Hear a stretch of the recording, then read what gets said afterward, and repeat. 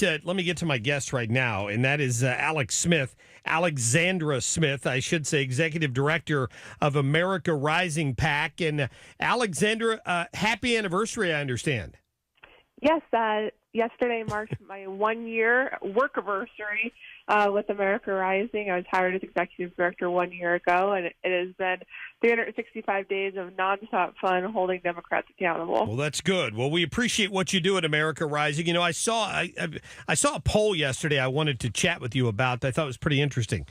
And it was released by the Susan B. Anthony list looking at these Senate battleground states. Obviously, Missouri is one of them where we're trying to defeat Claire McCaskill here, and she wants to return to the Senate where she's voted with Chuck Schumer in lockstep for just about every vote she's ever taken up there. Can you discuss the results of that poll? Absolutely. So, what we're seeing, and the SBA poll is one among many right now, that we're seeing that these Senate races are tightening up. And we're also, kind of what the narrative is that Senate or the Democratic hopes for retaking the Senate are sort of fading. And when, you kind of look at why that is, it's easy to understand. There are 10 Democrats that are running in states that the president won. 5 of those states he won by 15 points or more. Missouri is one of those states with Senator Claire McCaskill. And, like you said, these senators, right after President Trump won, they were like everyone. There was a huge reckoning after the election. These Democratic senators had to scramble because they realized that their fortunes were in peril in 2018. So they made all these, promises. We're going to go to Washington. We're going to work with the president. We're going to reach across the aisle and deliver for our constituents. Yet they went to Washington. Claire McCaskill voted against the confirmation of Justice Gorsuch, who's been an incredible jurist on the Supreme Court. She voted against the tax cuts. She voted against repealing Obamacare. And so if she votes against, confirming Judge Kavanaugh, I think Missourians are going to be like, what have you done for us lately? Yeah. Well, and I heard somebody suggest the other day that McCaskill is not in the same pinch that Joe Manchin and some of the others are, because her vote shows her basically neck and neck right now with Josh Hawley in a poll that just came out here yesterday in the state of Missouri. But what this Susan B. Anthony list poll asked people was, do you want your senator in these states, Florida, Indiana, Missouri, North Dakota, West Virginia, to confirm the president's nominee, Brett Kavanaugh? And overwhelming, well, I wouldn't say overwhelmingly, but well above 50%, 56, 56, 57, 68, 59% of the voters in all of those states support Brett Kavanaugh to the Supreme Court. Yeah, but we had seen that even before the president had named Brett Kavanaugh as his nominee. When the voters were asked, do you want this pick to be confirmed before the midterm elections, voters were saying consistently that they did.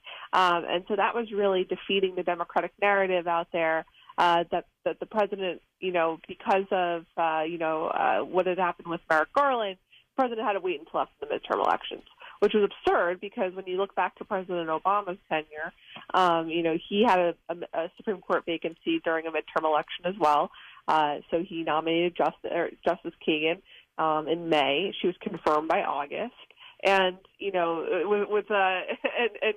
that was that.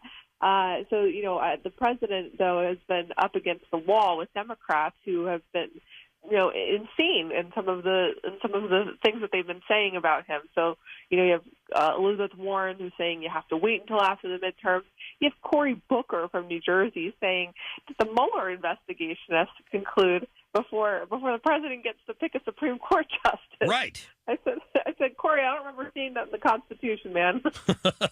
Well, he also pointed out that the president chose the one justice who would give him immunity, and that's outrageous. As if, even if Brett Kavanaugh wanted to do something like that, the suggestion is if he's on the court, he's going to sway the other 8 justices to his point of view. I don't even think that's what he meant, but they've really gone off the rails in their criticism of this guy. Well, that is the new Democratic talking point. So they've tried a couple different things. they tried. You got to wait until after the midterms. But as you mentioned, the SBA poll, some of the other polls we've seen out there have said that voters aren't buying that. The voters are saying just confirm someone for the midterm. So they're like, okay, well, we tried that. What else could work? And you have you have just like the completely, incomprehensible #resist movement.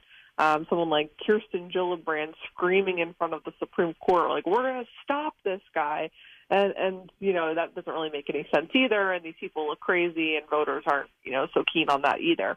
So the new strategy is, well, this is, wrapped up with the Russia investigation. Yeah. And this is all part of the, the collusion. And by the way, they had started this even before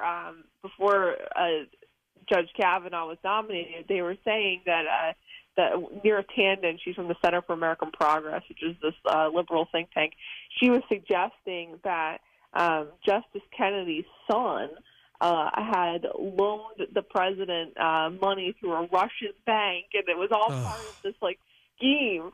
And I just don't think voters are going to buy this. I think that voters are smart and they understand.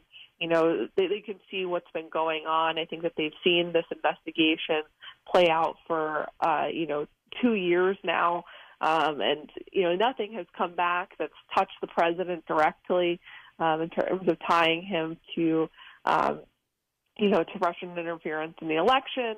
And I think that voters are sophisticated. They understand that a foreign agent like Russia interfering in our elections is a bad thing, and people need to be punished for that because only Americans should be deciding American elections. On the other hand, I think to suggest that the president has been involved in this grand scheme, to get elected president with the help of the Russians is sort of a bridge too far for a lot of Americans. So I don't know how this strategy is going to work for them. I don't think it's going to work at all. Alexandra Smith with the America Rising PAC, AmericaRisingPAC.org. You can follow her on Twitter at Alexandra C. Smith.